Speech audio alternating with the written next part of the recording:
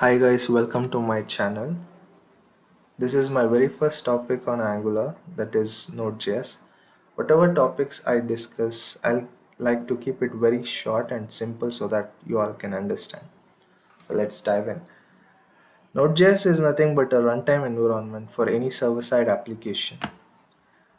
Running JavaScript code, as you all know, you can run it on any browser, right? But what if you want to run your JavaScript code outside the browser context?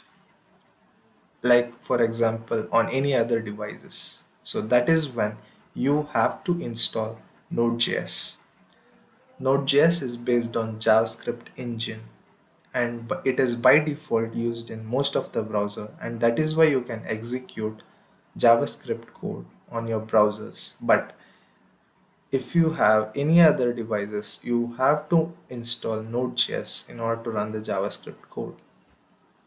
Node.js provides API to execute JavaScript code outside the browser context.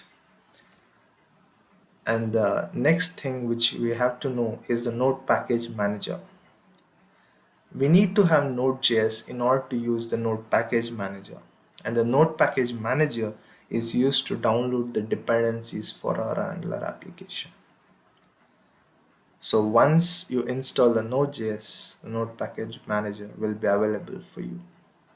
So these are the things which you have to know before we move on. Thank you.